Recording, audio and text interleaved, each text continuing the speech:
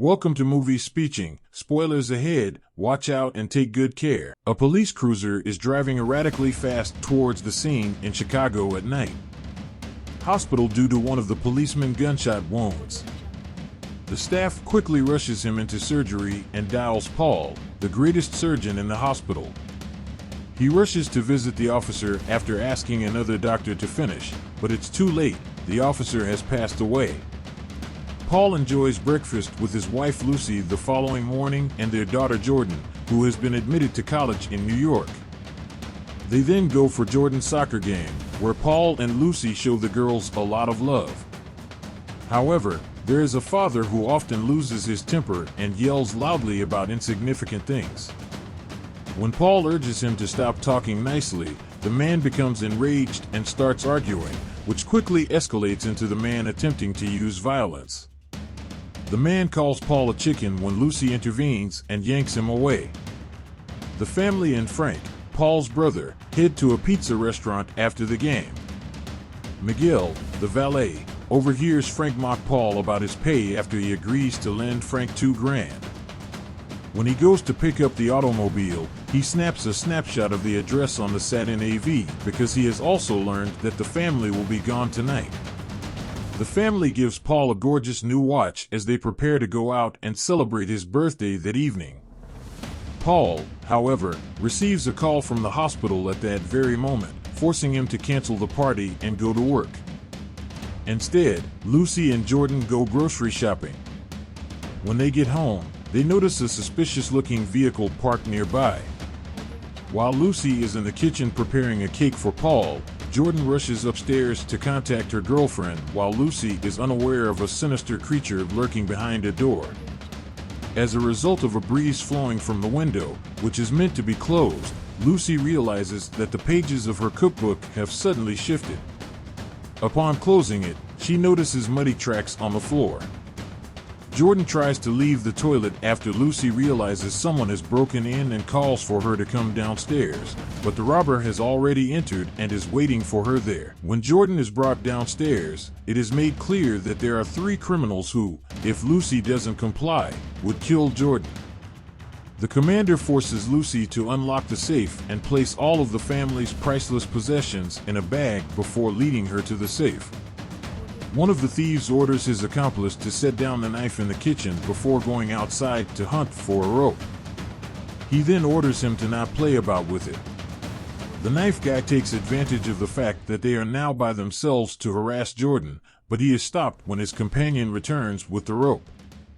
They don't breach that boundary, so he tells the other thief to stop, and an argument follows.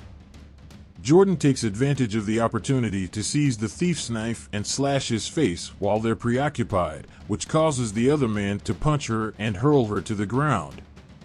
When Lucy arrives with the third thief and notices the disturbance, she takes a pot of boiling water and hurls it over one of the robbers' faces before urging her daughter to go. However, the thugs decide enough is enough and start firing. Paul is doing surgery as the hospital's intercom announces the arrival of 2 female patients. He rushes to assist, but the other physicians won't allow him work on this case, so he lets his coworker complete it. Jordan is having surgery when they finally explain what's happening, and Lucy has already passed away. Paul goes to check on the dead anyhow since he doesn't believe it, and he is horrified to see what he finds. Following that, Detectives Raines and Jackson interrogate Paul and compile an inventory of all the goods taken from the safe. Paul begs Frank to calm down once he arrives and yells at the cops for not treating the recent incidents in the neighborhood more seriously. The investigators make an effort to reassure Paul that they will find the offenders. Jordan has emerged from surgery alive, but in a coma, the nurse informs at that same time, and Paul remains by her side. Ben, Lucy's father, delivers the eulogy at her burial later on. Ben stops the vehicle in the middle of the road on the way back and peers at something on the ground. For some reason, Ben is enraged and runs to his land where he finds 2 poachers who instantly begin to flee. Ben then gets back into the automobile. Ben exits the vehicle and fires at them, but they manage to get away. Ben tells Paul that they cannot rely on the police since they only show up after a crime has occurred, and Paul is shocked. He decides to shoot the injured deer that the poachers damaged to end its suffering because he believes that sometimes men must act alone. Later, as Paul is on the phone with Raines while driving, he expresses disappointment at the fact that there are still no suspects. He yells at a homeless man who is attempting to wash his car window because he is in a foul mood. After that, when he visits Jordan, he sees that she is reading to her girlfriend, and Paul is happy that his daughter has a friend. Paul starts treatment as the days pass. He claims that he can't fall asleep in bed and must instead sleep on the couch. He laments not protecting his family more since the streets make him think of the men who kidnapped his wife. The counselor reassures him that recovery is a process and that it will take time. He spends his days reading to Jordan, taking trains, attempting to hang out with Frank, but basically he spends his days moping about on the couch. He eventually shows more compassion and offers the hobo some cash to wash his car's windows. After many weeks, Paul visits Raines in person since he hasn't heard anything about the case. He presses the detective about the DNA samples, but there was no one in the database who matched them. Only a small part of the open cases that Raines is now working on are shown on a board in his office, demonstrating the lack of resources to adequately address them all. Paul witnesses two guys harassing a young woman as he exits the railway station later that night. Even when the female is able to flee, the males beat him up despite his repeated requests for them to leave her alone. When Paul comes home, he watches television and notices a local weapons retailer's advertisement, which makes a big effect on him. The store employee there shows him all of the various weapons they have when he returns the following day. He must, however, complete a ton of paperwork and attend a firearms safety course. Not to mention the numerous security cameras, so he says he'll give it some thought. Later, Paul is attending to another person who has been shot at the hospital. A pistol that was in the patient's pocket when they moved the corpse for surgery comes out, so Paul kicks it under the operating table so he may get it later while concealing it in his clothing. When firing the pistol for the first time when he comes home, Paul realizes he has to learn more when the bullet bounces. Paul spends all of his free time the following several days viewing instructional videos on how to use a rifle. He puts a lot of practice into improving his aim. Paul is one day summoned to the ICU when he learns that Jordan had a seizure. It's improbable that she will live because of how bad her condition is growing. Paul feels furious when he sees his daughter's body bound to the bed for security, but not the crooks who did this because they are not wearing handcuffs. Finally losing control of his mind, Paul waits until nightfall to get the pistol before putting on a hoodie and beginning to stroll through a seedy part of Chicago. He cries out to two males he sees trying to steal a woman's car, but they climb in and start shooting at him. The crooks drive off as Paul falls over to avoid the gunfire, but he swiftly gets up and shoots the driver, causing them to crash. Paul suffers hand damage as a piece of glass comes off. Paul hides behind a car and waits for the appropriate opportunity to shoot the other person in the head, not realizing that a woman at a window has recorded the entire incident. The other guy gets out of the car and starts firing blindly too. Paul admires the driver's final breath before leaving the scene, advising the victim to flee and shooting a second shot just in case. He then throws his sweatshirt in the trash before boarding the train. When he comes home, he treats his own wound with the aid of his medical skills before dozing out. Despite the medication the therapist provided him to help him sleep, he continues to have nightmares about what he did. Jackson and Raines arrive to take statements a short while later. The woman who nearly became the victim of a robbery is immensely appreciative, but the person who videotaped the incident believes he was cruel and heartless. Paul's face is unfortunately not visible in the video, but the woman nonetheless uploaded it to the internet. Detectives are also watching, and they see that the gunman has a hand injury.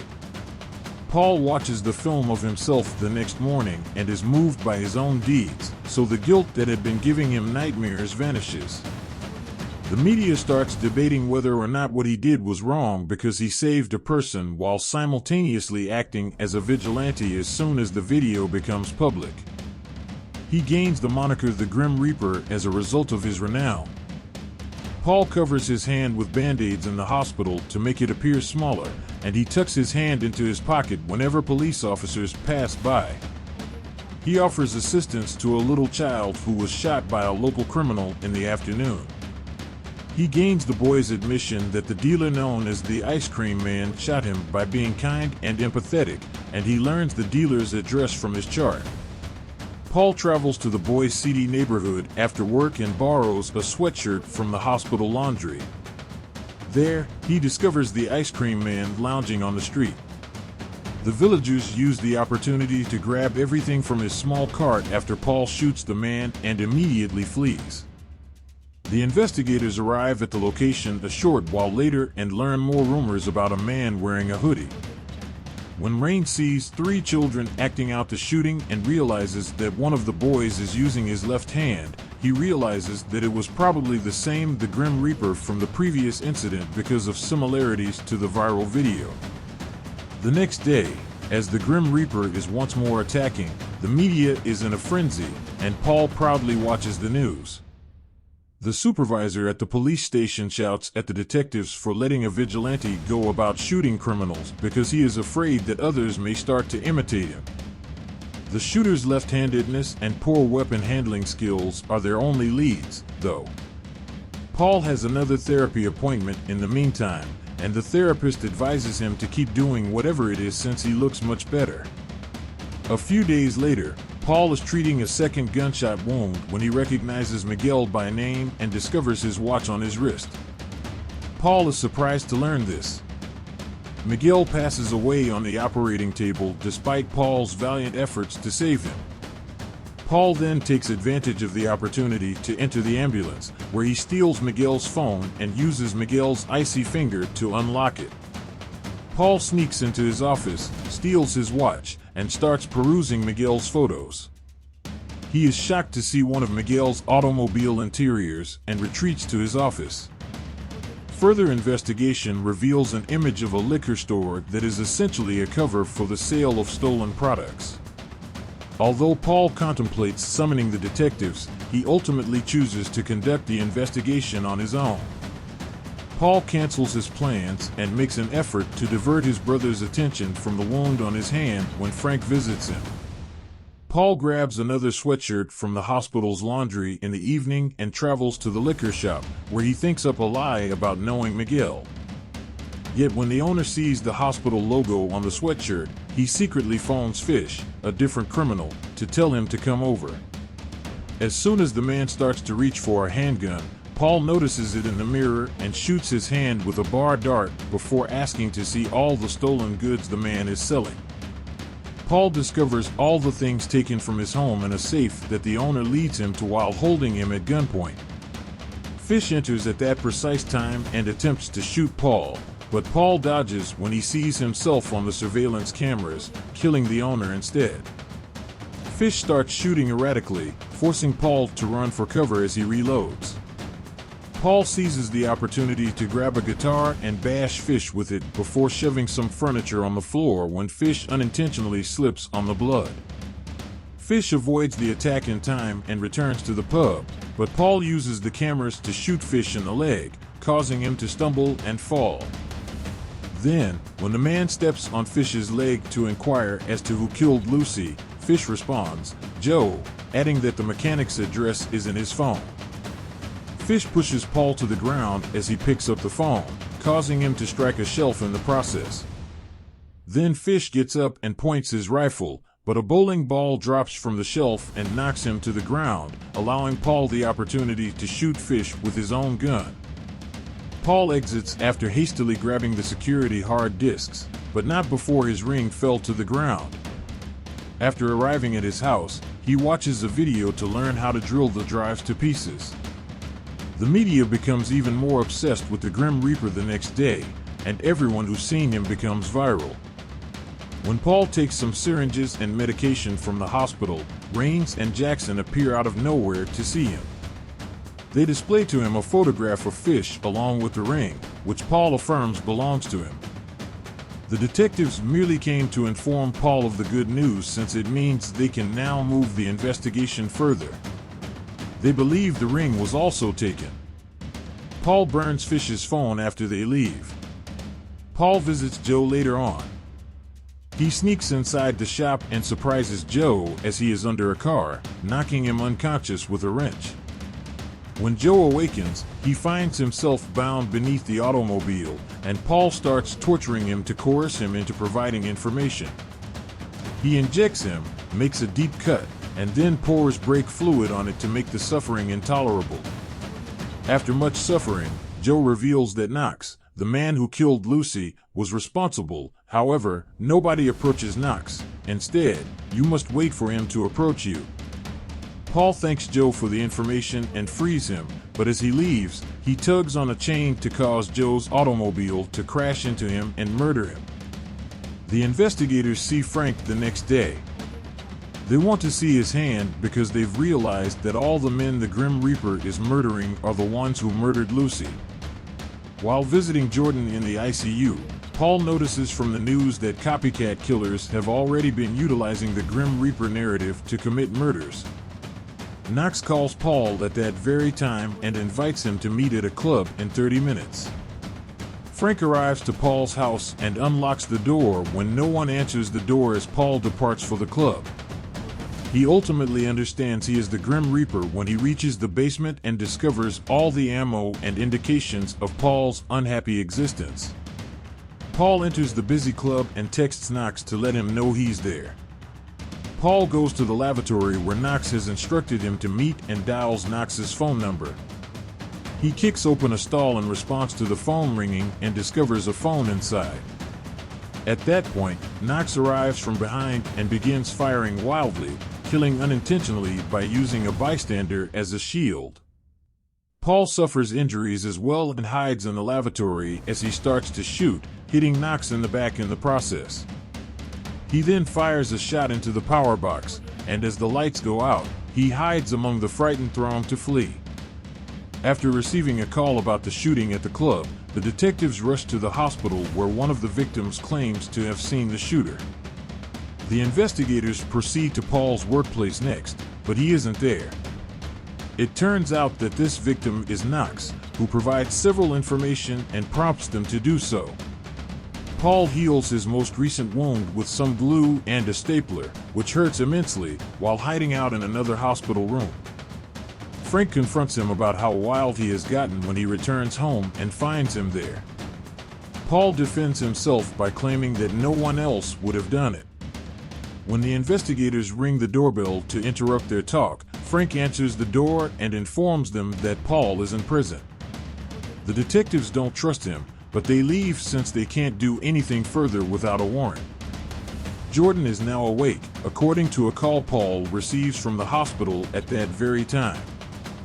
Jordan had a meltdown after her father breaks the news that her mother has passed away after a nice reunion with his daughter. Paul guarantees Frank that he won't be a vigilante any longer now that Jordan is better. Jordan doesn't remember anything from the night of the attack when the police eventually let her to go home after a week. Knox follows her and Paul into the lift. Paul ignores him out of concern for his safety. Jordan and Knox strike up a conversation, and when they part, Knox promises to run into them again. Paul returns to the gun store and buys several firearms legally after interpreting this as a threat. Jordan gets ready for bed after supper later that night, but Paul orders her to get beneath the stairs and phone 911 when he suddenly notices something outside. A guy comes in via the back door at that precise time and proceeds to Paul's room to shoot at the person on the bed, but all he hits are pillows. Another assassin follows the sound of a running shower, but Paul shoots him in the head since this is also a trap. Then, when Knox surprises him and shoots him in the shoulder, causing him to collapse to the sofa, Paul hears a commotion coming from the basement and goes to investigate. Jordan emerges from the stairs at that precise time, startling Knox with her shouts. In order to eventually murder Knox, Paul takes advantage of the opportunity by pressing a button on his table. When the cops do show there, Paul tells the officers that he received all of his wounds tonight and that he obtained all of his weapons lawfully after Jordan woke up to save her from getting wounded once again. He also declares that he will lay down his weapons, indicating that he is done acting as a vigilante. Although the investigators don't trust him, they are happy with the findings and choose to drop the case. Later, Paul delivers Jordan to her girlfriend who is waiting at her college in New York City. Paul notices a man stealing a bag from a bellhop's cart as he is making his way back to his car, and he can't stop calling the man out while pointing a finger gun at him. Thank you for watching. See you on the next video.